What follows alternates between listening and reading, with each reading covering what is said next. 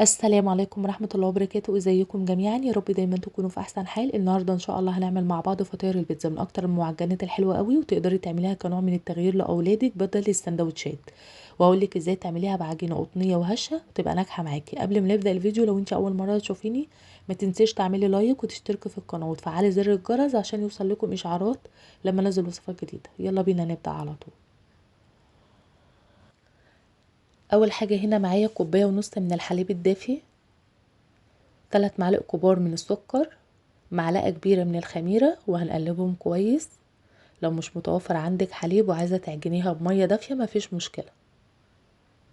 وهغطيهم واسيبهم لمدة 5 دقايق على ما الخميرة تتفاعل معانا. هنا بعد 5 دقايق الخميرة عليت معايا بالشكل دوت.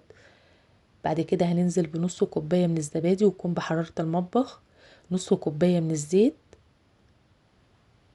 بياض بيضة، هنقلبهم كويس.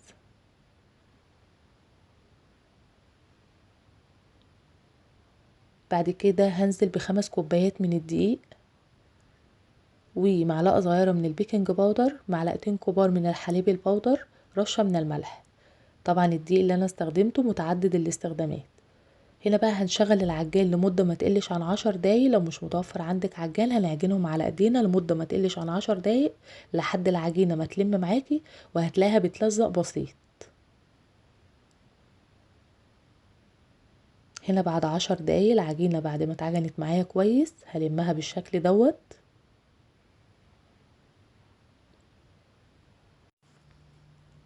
هنا بقى معايا العجينة، انا دهنت ايدي شوية من الزيت وهلم العجينة بالشكل دوت علشان ما تلزقش في ايدي. وهنا بقى معايا بولة هنزل بشوية من الزيت، وبعد كده هنزل بالعجينة وهدهن شوية من الزيت على الوش. وبعد كده هغطيها واسيبها لمدة ساعة تختمر معانا. نحطها في مكان دافي ونسيبها تختمر. وهنا بقى معايا صفار البيض اللي انا شلته من البياض، هغطيه بالشكل دوت علشان الوش ما ينشفش معانا. ده اللي احنا هندهن بيه فطاير البيتزا. يلا بقى نحضر صلصة البيتزا السريعة. هنا بقى معايا معلقتين كبار من صلصة الطماطم، و3 معالق كبار من الكاتشب، وهنقلبهم مع بعض.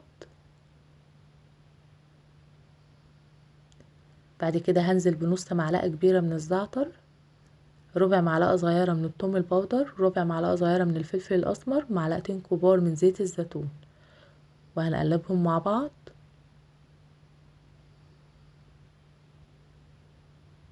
بعد كده هنزل بشوية من المية السخنة علشان أخفف الصلصة شوية.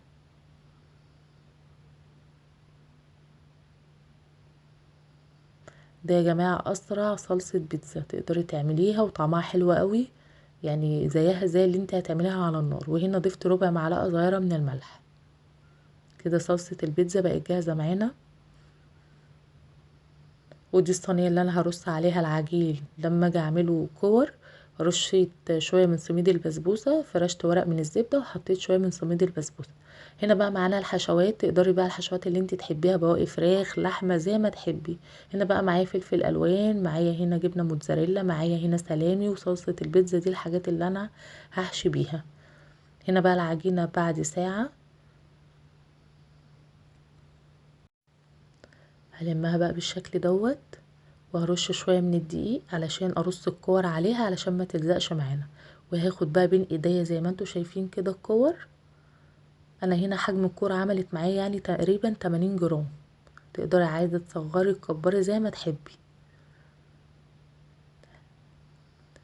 هناخد كرة تانية ونكورها كده بالشكل ده كويس، نسويها من تحت. حاولوا تخليها كلها تبقى قد بعض.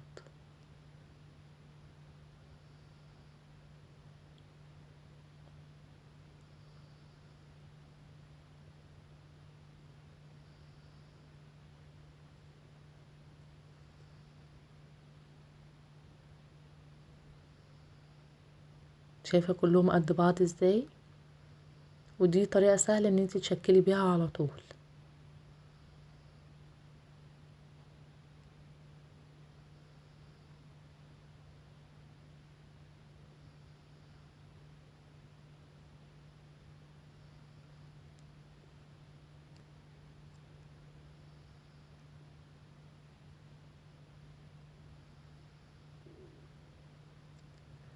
وهنا بعد ما خلصت الكمية ابتديت ان انا ارصهم على الصينية بالشكل دوت، وسبت مسافات ما بينهم.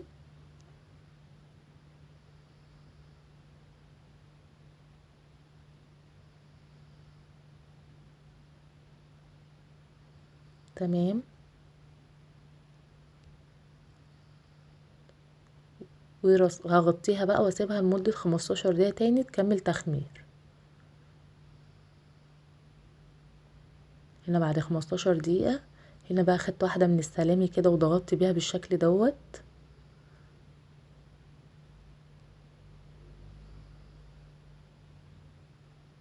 تقدري ان انت تعملي الحركة دي بايدك، تقدري ان انت تعمليها بكاس، هتبقى سهلة معاكي. وتقدري ان انت تشكلها بايدك، تحطي ايدك في شوية من الدقيق وتبتدي ان انت تضغطي وتعملي تجويف من الجوانب بالشكل دوت زي ما انتوا شايفين كده.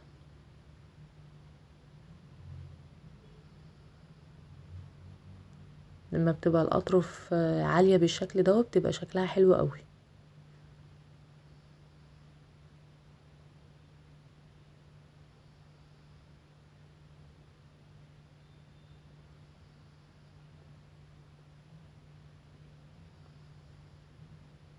هنا بقى هجيب الشوكة وهبتدي ان انا اخرم بالشكل دوت علشان ما تعلاش معايا من النص وتتنفخ معايا، لازم نخرم بالشكل دوت.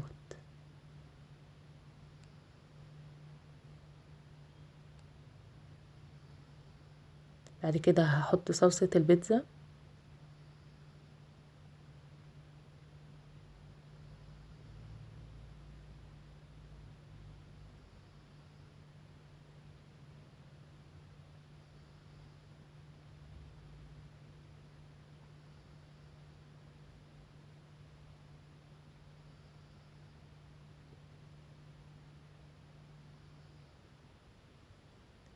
بعد كده بقى هحط شوية من الجبنة الموتزاريلا.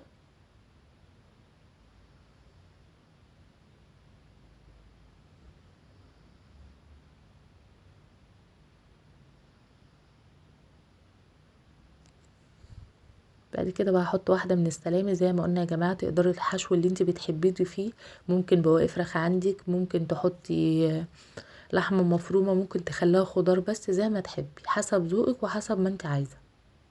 بعد كده هنا هحط فلفل الوان مقطعاه مكعبات. وهنا بقى معايا زيتون اسمر واخضر زي ما تحبي برضو، حطي اللي انت عايزاه. وهنا معايا بصل مقطعاه جوانح.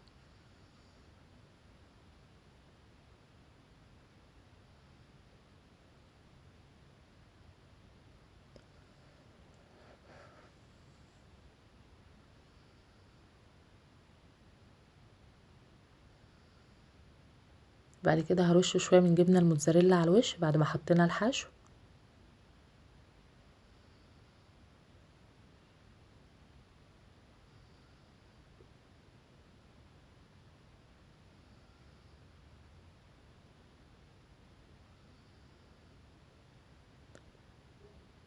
كده الصينيه الاولانيه خلصت معانا. هوريكي برضو ازاي تعمليها بكاس. هنا بقى معايا كاس حطيته في شويه من الزيت، وبعد كده هضغط بالشكل دوت. دي الطريقه برضو تانية لو انت عايزه تعملي التجويف بالشكل دوت. بحط الكاس في شويه من الزيت علشان الكاس ما يلزقش في العجينه ويطلع معايا بكل سهوله. ممكن تحطيه في دقيق وتحطيه في قلب العجينه. لو انت حطيتي الكاس على طول منه للعجينه هيلزق في العجينه. انا كنت بحطه في شويه من الزيت واضغط بالشكل دوت. تضغطي مرتين كده، او ممكن تحطيه في دقيق وتضغطي بالشكل دوت. العجينه كل ما بتبقي مريحاها بتطلع يعني بتتفرد معاكي بسهوله. بعد كده هنخرم بالشوكه،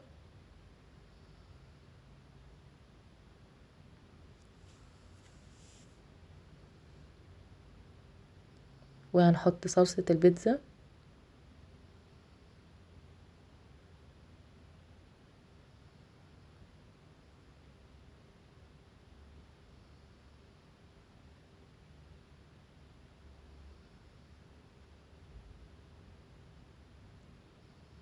وهنا بقى كنت حطيت الحشو وجبنه الموتزاريلا.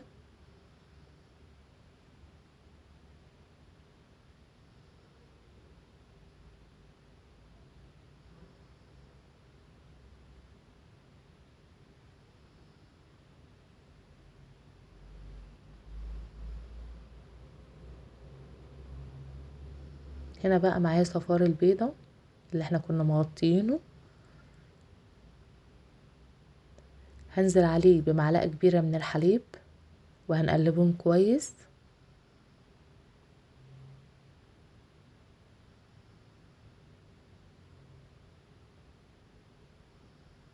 وهنا ضفت شوية من الخل صغيرين جدا، يعني ممكن تحط فانيليا بس انا ما حبيتش بصراحة ان انا اضيف فانيليا، يعني الفانيليا بتبقى حلوة للمعجنات اللي هي المسكرة، لكن دي عشان فطاير حادقة فانا ضفت شوية من الخل صغيرين جدا.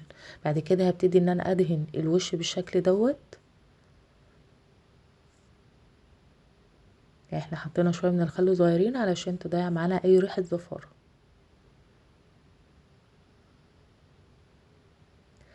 زي ما انتوا شايفين كده بندهن الجوانب.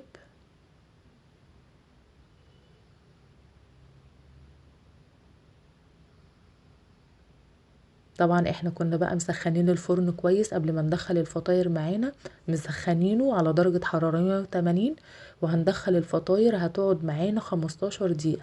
ضروري يا جماعة اي معجنات نكون مسخنين الفرن قبل ما ندخلها ب10 دقايق. هنا بقى معايا رشة من السمسم، طبعا تقدري ما تضيفوهوش، لو حابة ان انتي تخليها من غير سمسم مفيش مشكلة. ممكن تحط حبة البركة لو انت عايزة، ممكن تخليها سادة زي ما تحبي.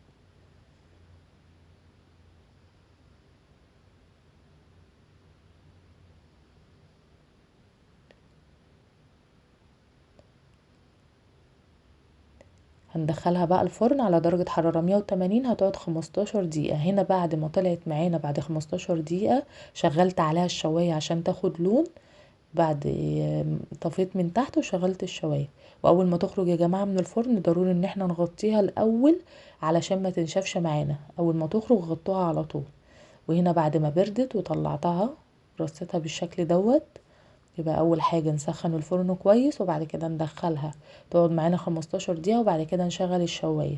شايفة بقى هنا عشان انا غطيتها، شايفة مش ناشفة ازاي، العجينة هشة. جربوها يا جماعة وان شاء الله هتعجبكم. تقدري ان انت لو عندك عيد ميلاد تعمليها، تقدري تديها لاطفالك وهم رايحين المدرسة بدل السندوتشات. بتبقى حلوة قوي، تقدري تعمليها كنوع من العشاء، خفيفة وسريعة. اتمنى يكون الفيديو عجبك، لو عجبك الفيديو ما تنسيش بقى تعملي لايك وتشتركوا في القناة. اشوفكم على خير والسلام عليكم ورحمة الله وبركاته.